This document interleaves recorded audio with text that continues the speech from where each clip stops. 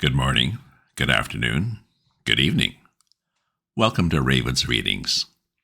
This is the last chapter of Sunshine Sketches of a Little Town by the Canadian humorist Stephen Leacock.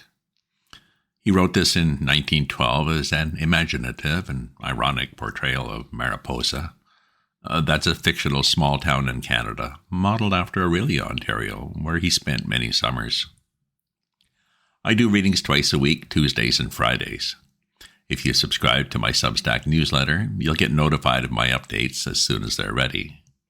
If you enjoy this reading or have other classics you'd like to hear, leave me a comment. For my next novel, I might do The Maltese Falcon, written by Dashiell Hammett in 1930. Or maybe a few more stories about Jeeves and Wooster by P.G. Wodehouse. Or maybe some Vogon poetry. Let me know. Last time we learned the secret of winning an election. Now it's time to reflect on the town and say goodbye. Chapter 12, L'Envoi, the train to Mariposa. It leaves the city every day about 5 o'clock in the evening, the train for Mariposa. Strange that you do not know of it, though you come from the little town, or did years ago. Odd that you never knew in all these years that the train was there every afternoon, puffing up steam in the city station, and you might have boarded it any day and gone home. No, not home. Of course, you couldn't call it home now. Home means that big red sandstone house of yours in the costlier part of the city. Home means, in a way, this mausoleum club where you sometimes talk with me of the times you had as a boy back in Mariposa. But of course, home would hardly be the word you would apply to the little town, unless perhaps late at night when you'd been sitting reading in a quiet corner somewhere such a book as the present one. Naturally, you don't know of the Mariposa train now. Years ago, when you first came to the city as a boy with your way to make, you knew of it well enough, only too well.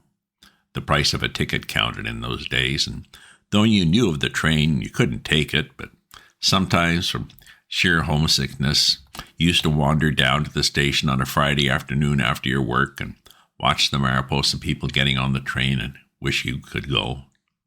Why, you knew that train at one time better, I suppose, than any other single thing in the city, and loved it too for the little town and the sunshine that it ran to. Do you remember how, when you first began to make money, you used to plan that just as soon as you're rich, really rich, you'd go back home again to the little town and built a great big house with a fine veranda. No stint about it. The best the money could buy. Planed lumber every square foot of it, and a fine picket fence in front of it. It was to be one of the grandest and finest houses that thought could conceive, much finer in true reality than that vast palace of sandstone with the porte cochere and the sweeping conservatories that you afterwards built in the costlier part of the city. But if you have half forgotten Mariposa and long since lost the way to it, you're only like the greater part of the men here in this mausoleum club in the city. Would you believe it that practically every one of them came from Mariposa once upon a time, and there isn't one of them that doesn't sometimes dream in the dull quiet of the long evening here in the club that someday he will go back and see the place? They all do, only they're half ashamed to own it. Ask your neighbor there at the next table whether the partridge that they sometimes serve to you here can be compared for a moment to the birds that he and you, or he and someone else, used to shoot as boys in the spruce thickets along the lake. Ask him if he ever tasted duck that could for a moment be compared to the black ducks in the rice marsh along the Ossawippi. And as for fish and fishing, no, don't ask him about that, for if he ever starts telling you of the chub they used to catch below the mill dam and the green bass that used to lie in the water shadow of the rocks beside the Indians' island, not even the long, dull evening in this club would be long enough for the telling of it. But no wonder they don't know about the 5 o'clock train to Mariposa. Very few people know about it. Hundreds of them know that there's a train that goes out at 5 o'clock, but they mistake it. Ever so many of them think it's just a suburban train. Lots of people that take it every day think it's only the train to the golf grounds. But the joke is that after it passes out of the city and the suburbs, and the golf grounds, it turns itself little by little into the Mariposa train, thundering and pounding towards the north with hemlock sparks pouring out into the darkness from the funnel of it. Of course, you can't tell it just at first. All those people that are crowding into it with golf clubs and wearing knickerbockers and flat caps, they would deceive anybody. That crowd of suburban people going home on commutation tickets and sometimes standing thick in the aisles, those are, of course, not Mariposa people.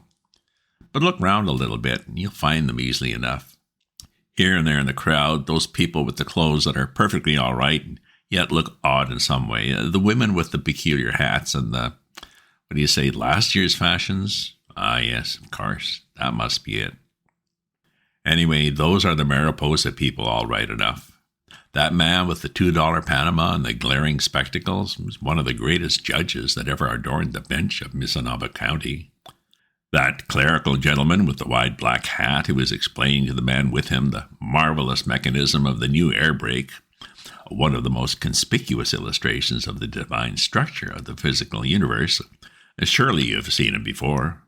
Mariposa people? Oh yes, there are any number of them on the train every day. But of course, you hardly recognize them while the train is still passing through the suburbs and the golf district and the outlying parts of the city area. But wait a little, you'll see that when the city's well behind you, bit by bit, the train changes its character. The electric locomotive that took you through the city tunnels is off now, and the old wood engine is hitched up on its place.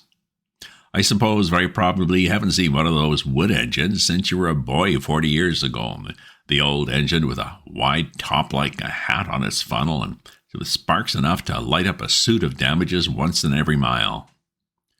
Do you see, too, that the trim little cars that came out of the city on the electric suburban express are being discarded now at the way stations one by one, and in their place is the old familiar car with the stuffed cushions and red plush.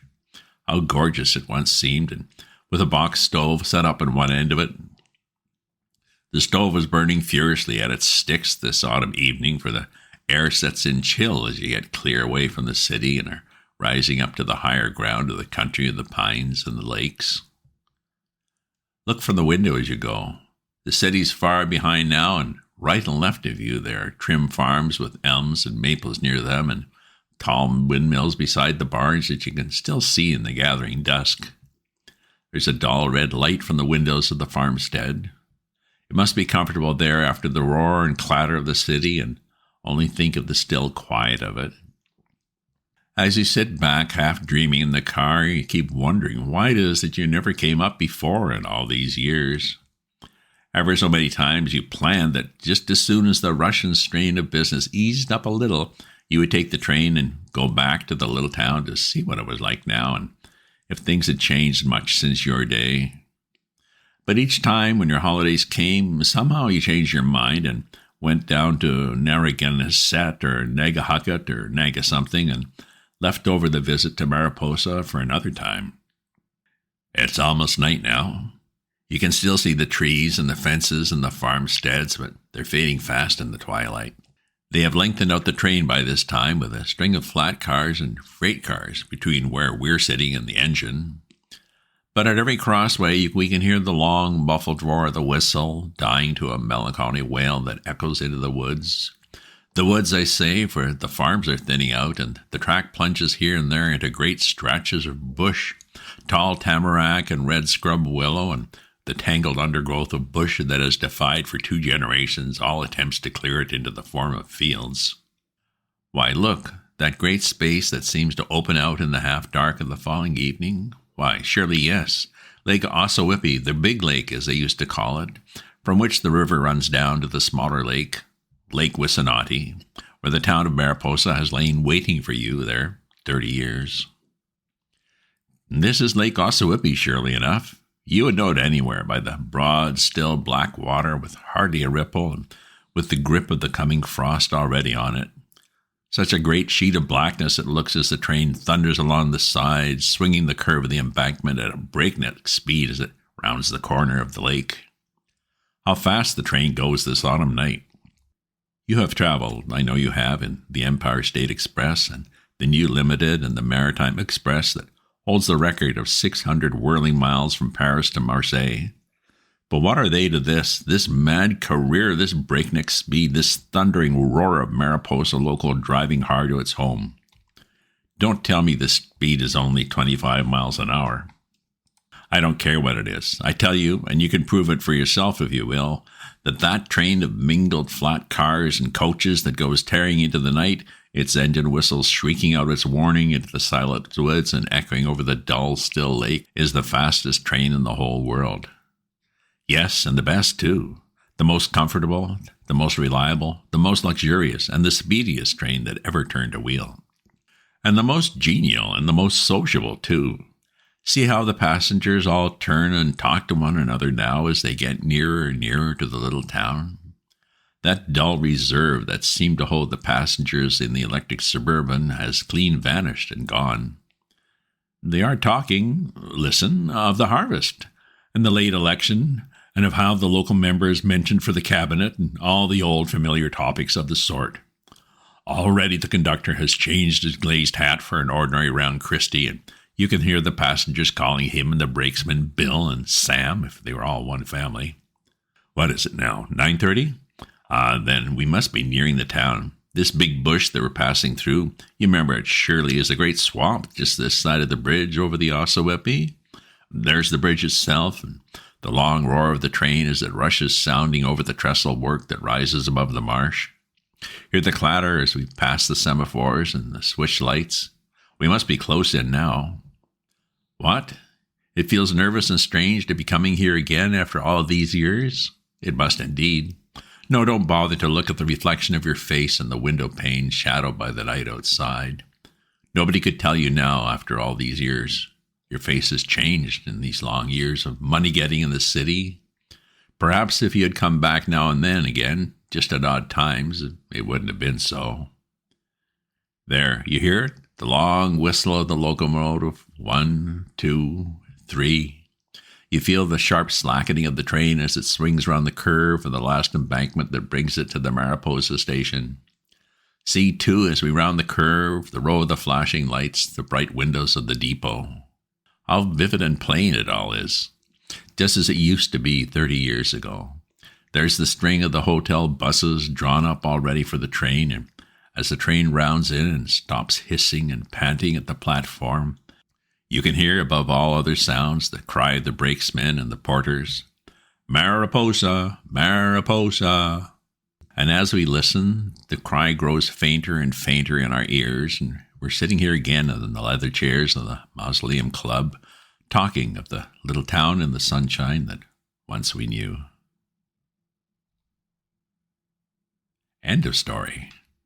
Did you enjoy it? Were you reminded of people that you grew up with, or maybe of yourself? If you've subscribed to my newsletter, you'll get notified of my updates as soon as they're ready. If you enjoyed this reading or have other classics you'd like to hear, leave me a comment. Check out my other posts on my Substack at ravensview.substack.com. Remember to share this with your friends. Ta-ta for now.